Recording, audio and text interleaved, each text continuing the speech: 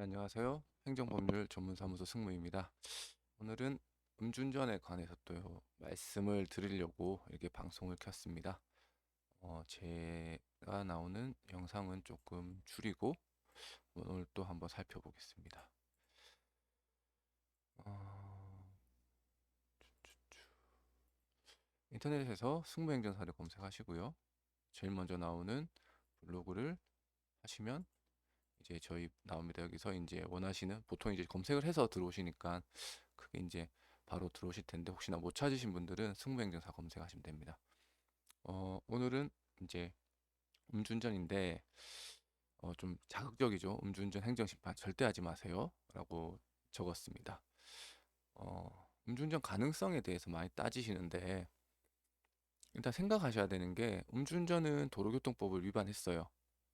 그리고 뭐 나아가서는 뭐 교통사고 처리 특례법이나 아니면 뭐 위험운전 지사상, 뭐 특정범죄 가중처벌법 이렇게 세 개 가지가 보통 이제 적용이 되는데 실상 이제 제일 많이 적용되는 거는 이제 특가법이죠. 위험운전 지사상으로 제일 많이 적용이 되고 그다음에 뭐 경합해서 도로교통법 위반 이렇게 되는데 어쨌든 우리가 불법을 저질렀어요. 이제 제가 학교폭력에서도 말씀드리는데 범죄가 성립하기 위해서는 세 가지가 필요합니다. 하나가 범죄 구성 요건, 두 번째가 위법성, 세 번째가 책임인데 범죄 구성 요건은 법조항이에요. 술을 먹고 운전하지 말라는 거죠. 두 번째가 위법성이고 행위에 대한 비난 가능성이고 세 번째가 책임, 행위 자해에 대한 비난 가능성인데 어쨌든 불법이 성립이 됐고 통상적으로 이제 법조문에 술을 먹고 운전하면 구성요건은 해당이 되죠. 구성요건 해당성인데 두 번째 위법성 있죠. 행위의 비난 가능성 있죠. 그러면 이 두 개가 성립이 되면 불법은 성립하게 돼 있어요. 그 다음에 책임이 있냐 없냐, 심신미약이냐 이거에 따라서 이제 뭐 기소추 요건이 이렇게 되긴 하는데 술을 먹고 이제 운전했다고 심신미약은 인정되지 않습니다. 이제는 더 이상 뭐 성범죄든 뭐 다양한 범죄에서도 인정이 되지 않기 때문에 그거는 뭐 혹시나 그렇게 하면 되지 않을까라는 생각하시는데 우리나라 검사님들이나 판사님들이 맨날 법만 보시는 분들이 그걸 모르지 않습니다. 그래서 제일 일단은 뭐 특가법이나 교특법 같은 경우에는 인피가 나면 실상 힘들어요. 이거는 뭐 속된 말로 뭐 단군 할아버지가 오셔가지고 하신다 해도 힘들고 보통은 단순 적발이 제일 낫죠. 술을 먹고 운전하다가 이렇게 뭐 단속 중인 경찰에 적발되거나 아니면은 이제 뭐 누가 보고 신고해서 이렇게 되는 경우가 제일 많은데 음 일단은 그런 과정이에요. 그래서 일단 불법은 저질렀고 형사처벌은 받으셔야 돼요.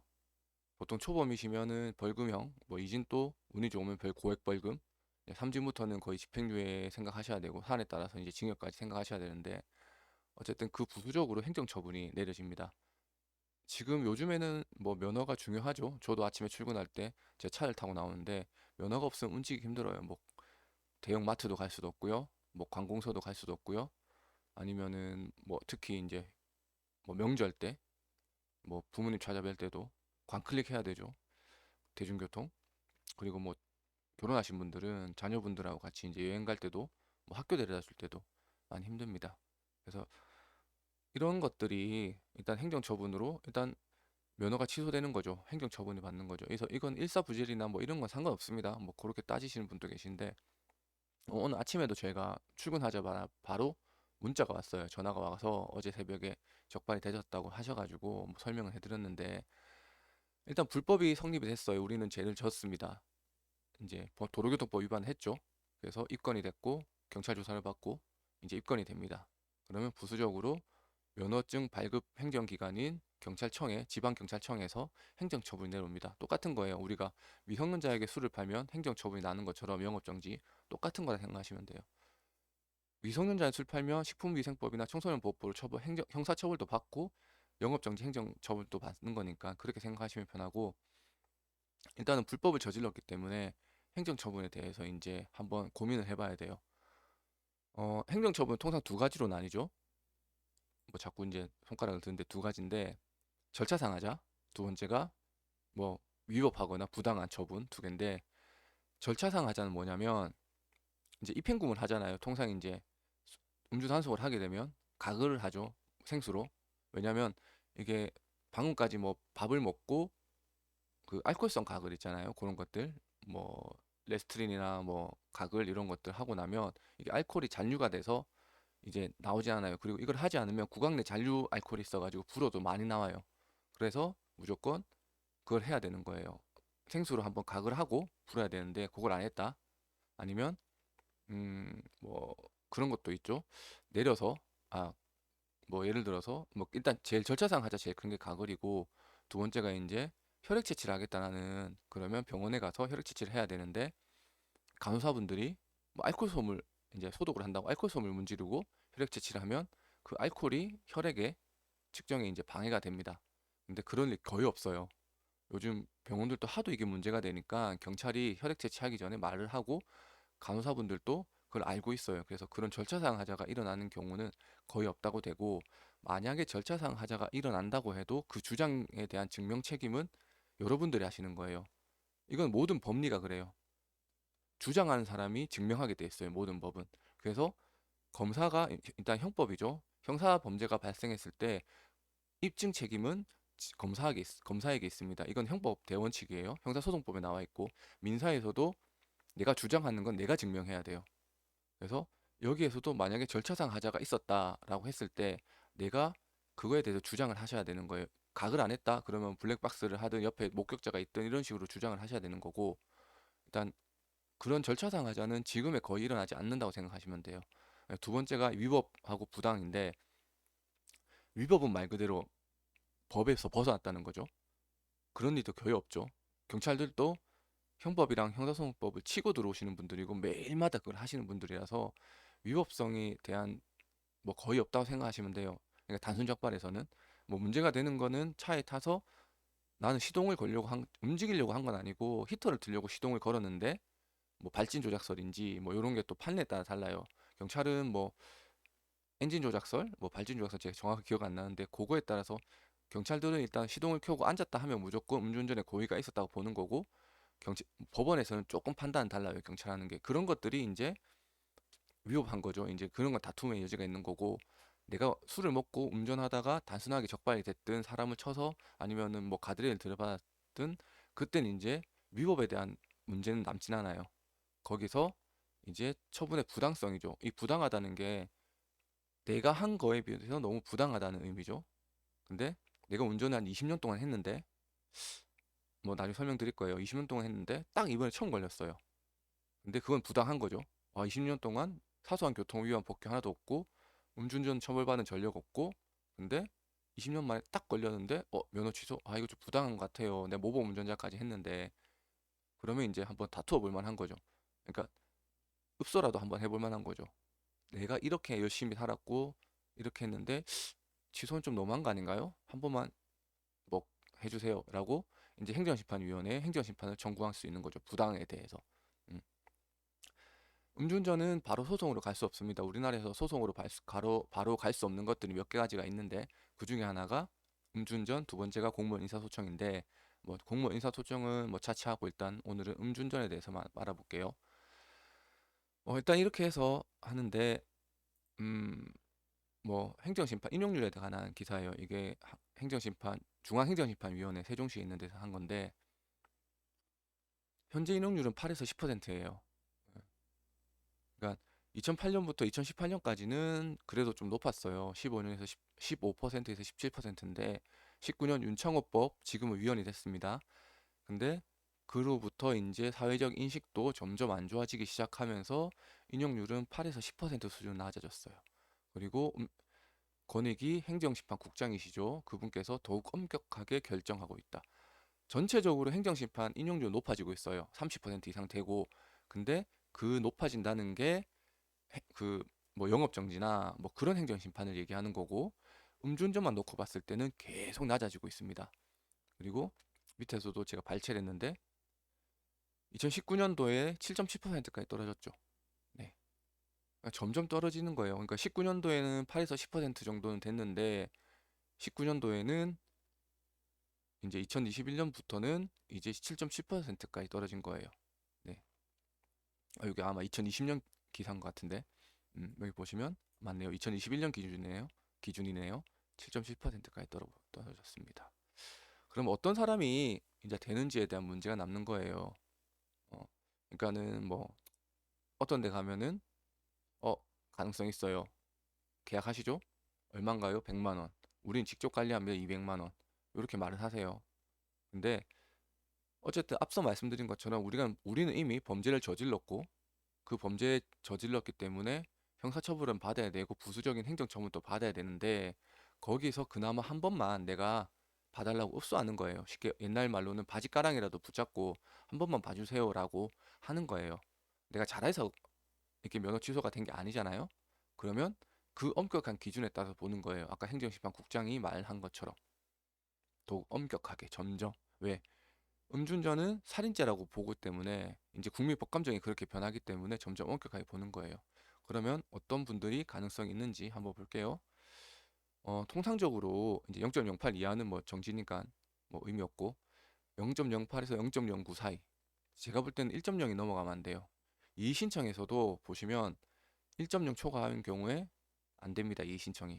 마찬가지로 행정심판도 1.0이 넘어가면 힘들다고 저는 생각해요. 뭐 간혹가다 되시는 분도 계시긴 한데. 그리고 인적 피해, 물적 피해가 없는 경우. 인적 피해 있으면 거의 안 된다 보시면 돼요. 사람 다쳤잖아요. 이미 공공의 이익과 사익에서 공공의 이익의 침해가 발생했기 때문에 사익을 더 이상 사익의 침해보다는 공공의 안전이 더 중요해져 버린 상태죠. 인적 피해가 발생하면. 그래서 인적 피해, 물적 피해는 한 번 되는 경우는 있어요. 사실. 뭐 간단한 접촉사고 났다거나 그냥 그 정도 수준인데 뭐 가드레일 들이받아가지고 뭐 탈선을 했다거나 이러면은 안 된다고 보셔야죠. 거의. 그리고 면허 취득 기간이 최소 10년 이상.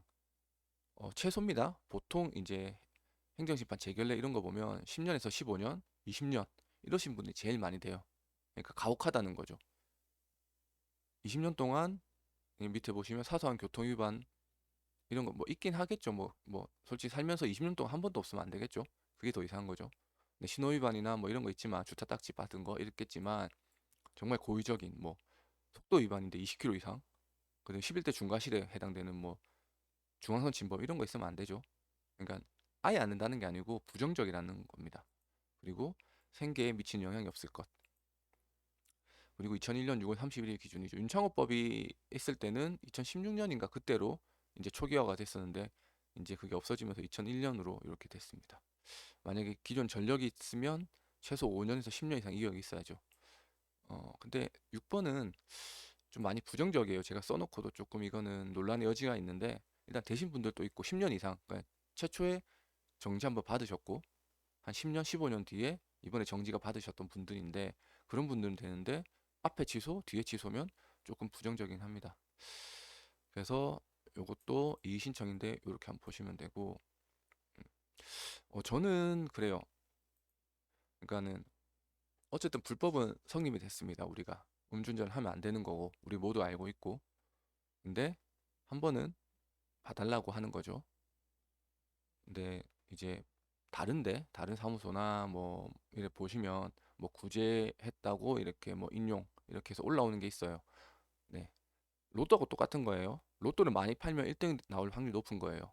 근데 거기에서 재결례를 한번 보세요. 이렇게 올라오는 거 결정 인용 뭐 재결문이라고 하는데 보시면 거기에 수치가 1.0 넘어가는 사람도 있을 반면에 음주운전 그러니까 운전 경력에 대해서 한번 유심히 보세요. 무조건 보시면 최소 3년 이런 분 없어요. 기본 깔고 가더라도 10년 이상, 15년 이상, 20년, 안전권 20년. 그리고 교통법규 위반 없고 주문에 그렇게 써 있어요. 주문에 보시면 주문에 청구인이 운전 경력이 20년이 넘고 사소한 교통 위반이 없고 그런데 이번에 단 한 번에 이번에 0.10에 음주운전을 하였다는 이유만으로 면허 취소는 부당하다. 이렇게 나와요. 그냥 이 문구 그대로 딱 나와요. 그리고 뭐 생계에 미치는 영향 그런 것들도 있고 제가 볼 때는 그래서 세 가지예요. 운전 경력, 수치, 그 다음에 피해 여부. 이 세 가지가 제일 중요하고 나머지의 뭐 성장 환경, 뭐 생계에 미치는 영향 이런 거는 그 세 가지가 조건이 됐을 때 필요 조건이 됐을 충분 조건이 됐을 때 필요 조건이 됐을 때 나머지들은 충분 조건이 되는 거죠. 이런 것들이 통과가 됐을 때 되는 거죠. 근데 얼토당토안하게 면허 정지, 면허 취소 2번인데 생계에 곤란을 겪는다고 해서 하면 안 되죠. 만약 그런 상황이면 주문에 똑같이 나옵니다. 행정심판은 어쨌든 공익과 사익의 비교 형량이에요. 그러니까 음주운전자의 면허를 취소하면서 얻고자 하는 공공의 이익, 공공의 안전이죠. 그리고 면허가 취소됨으로써 당하는 사익의 침해, 내 이익의 침해죠. 내가 면허가 없으면 직장에서 잘려요. 이건 사익의 침해 중대한 거죠. 거기다 가족도 있고 대출이 뭐 1억이 있어서 다음 주 대출금 상환이 힘들어요. 그럼 이 사익의 침해가 생긴 거죠. 근데 음주운전을 하면서 누가 다쳤어요. 그러면 공공의 이익에 침해된 거죠. 이거를 가지고 이제 비교를 하는 거예요. 쉽게 말해서. 근데 면허를 딴지 3년 만에 음주운전을 했어요. 그러면 안 되겠죠. 한 20년 해야지. 그러니까 10년 이상 해야지. 아, 그래도 그동안 안전운전을 했기 때문에 좀 과하다 싶다. 그리고 그 안에 사고도 없고 그렇기 때문에 그러니까 사익의 침해가 더 큰 것 같다 하면 손 들어주는 거예요. 근데 얼토당토하게 면허 취소를 한번 당하고 2년 만에, 그러니까 1년 뒤에 땄어요. 그리고 얼마 뒤에 또 단속이 걸린 거예요. 그러면 그 사람이 면허가 그러니까 뭐 부모님이 이제 뭐 좀 극단적인 예지만 병원에서 진료를 받고 계시고 자녀분도 진료를 받고 계시고 그런 상황에서 매달 들어가는 병원비가 1,000만 원이라고 해도 이미 2번이나 겪은 상황에서 공공의 이익의 침해가 더 크죠. 지금은 이거 한 번 봐주면 세 번째 또 하거든요, 음주운전은. 그러면 당연히 사익의 침해가 크더 하더라도 공공의 안전이 더 중요하다는 거예요. 어쨌든 그러면 이제 공익의 손에 들어주는 거죠. 그래서 아예 다툼의 논란이 있는 거, 아까 말씀드린 것처럼 위법성이나 이런 거 음주운전을 안 했다, 수치가 좀 이상하다, 예를 들어서 0.08 이런 분들, 그 사이에 딱 경계성에 끼시는 분들. 왜냐면 음주 측정기는 1년에 한 번씩 검교정을 보내야 돼요. 뭐 저도 그 업무를 했지만, 근데 그걸 안 받았다거나 첫 번째 부를 때는 0.79, 두 번째 볼 때는 0.08, 이거는 이제 다툼의 여지가 있는 거예요. 뭐 위드마크 이런 것들도 있는데, 일단 그거를 아예 벗어나신 분들은 어쨌든 불법은 성립이 된 거고 내가 한번 흡수해야 되는 거예요. 예. 그 상황에서 이 기준들이 충족이 안 되면 사실 안 된다고, 그러니까 사람의 일이라서 100%안 된다는 거 아니에요. 내가 아까 위에서 보셨듯이 이 10%의 기준에 이 10%의 기준에 들기 위해서는 적어도 이 세 가지나 그런 것들이 충족이 돼야 된다는 거죠. 그래서 저는 그래, 전화가 오면 그래요. 저는 음주행전 심판을 하다 보면 죄책감이 많이 들어요. 그러니까 어 처음에는 뭐 일단 희망은 드려야 되긴 하죠. 희망은 드려야 되니까 된다, 가능성 있어요, 이렇게 말을 하다가 어쨌든 현실을 알고 있기 때문에 저도 고민을 하죠. 그래서 그냥 들어보고 안 된다고 하면 안 된다 말씀드려요. 그래서 전화 엄청 많이 오거든요, 저한테. 뭐 다른 데는 다 된다고 하니까 여기만 안 된다고 하니까 왜 안 되냐고 해서 블로그 전체 읽어보고 맞거든요, 말이. 전화 오면 차라리 그 50만 원, 뭐 다른 데 뭐 100만 원, 200만 원 달라고 하고 뭐 싼 데는 17만 5천 원 이런 데도 있는데 올림픽 정신이 아니잖아요. 우리가 참가하는데 의의를 두는 게 아니에요, 행정심판은.